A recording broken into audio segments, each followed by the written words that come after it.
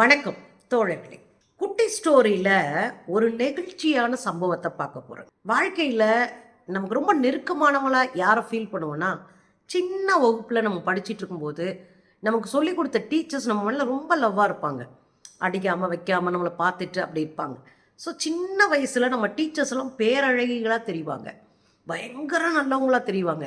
அப்படி இருக்கிற டீச்சர்ஸ் நம்ம மறக்கவே மாட்டோம் இல்லையா? அதில் ஒரு சம்பவம் நடந்திருக்கு.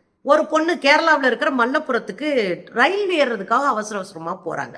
அவசர அவசரமாக போகும்போது ஒரு அம்மா பிச்சை கேட்டுட்டு இருந்திருக்கிறாங்க. எனக்கு பிச்சை கொடுங்கம்மா பிச்சை கொடுங்கம்மான்னு கேட்டோடனே இவங்க அசால்ட்டை கண்டுக்காம போனவங்க இந்த முகத்தை எங்கேயோ பார்த்துருக்கோன்னு திரும்ப வராங்க.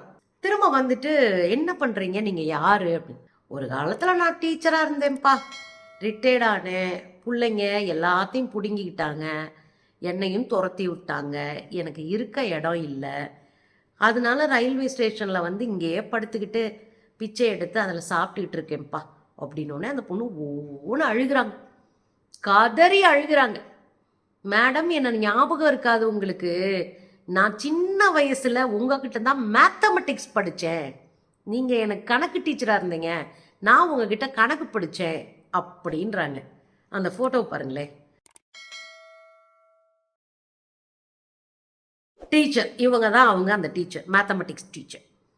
இப்போ அந்த பொண்ணு ஓன அழுதுட்டு ஏன் இப்படி ஆயிட்டீங்க அப்படின்னோடனே என்ன செய்கிறது, காலம் என்ன இங்கே கொண்டு தள்ளி விட்டுருச்சு, வாழ்க்கையோட போராட முடியல, பிச்சை எடுத்துட்டு இங்கேயே இருக்கேன்ப்பா அப்படின்னு அந்த அம்மா சொல்ல.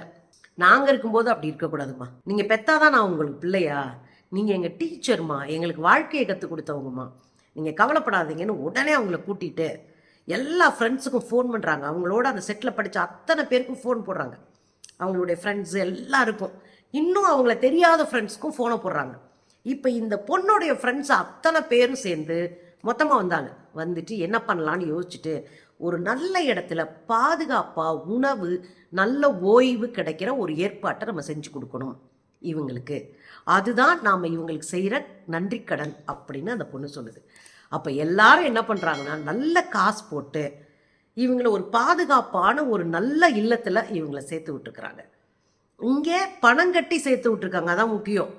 மாதம் மாதம் நாங்கள் பணம் கட்டுறோம், நீங்கள் இவங்களை பத்திரமா மாத்திரம் பார்த்துக்குங்க, உடம்ப நல்லா பார்த்துக்குங்க, மருந்து நல்லா கொடுங்க, அவங்க ஆரோக்கியமாக சந்தோஷமாக இருக்கட்டும் அப்படின்னு சொல்லி ஒட்டுமொத்த சின்ன பிள்ளைகளும் சேர்ந்து இவங்களை பத்திரமா பார்த்துருக்காங்க. பாருங்களேன்.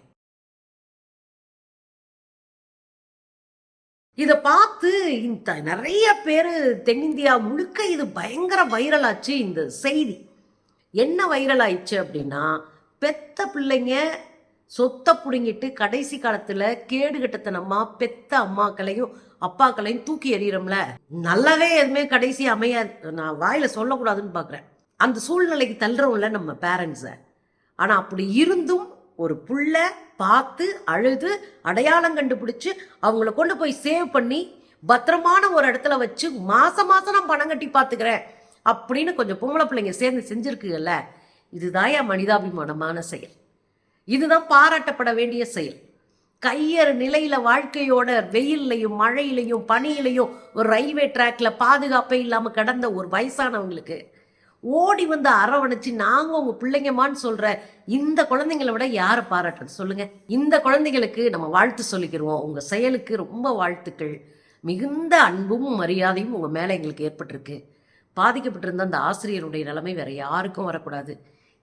எந்த மனிதனுக்கு இது மாதிரியாக நடந்தால் கூட ஒரு சின்னதாக ஒரு உதவி செய்வோம். எனக்கு நல்லா ஞாபகம் இருக்குது, இதே கோயம்பேடு பஸ் ஸ்டாண்டில் ஒரு அம்மா படுத்திருந்தாங்க.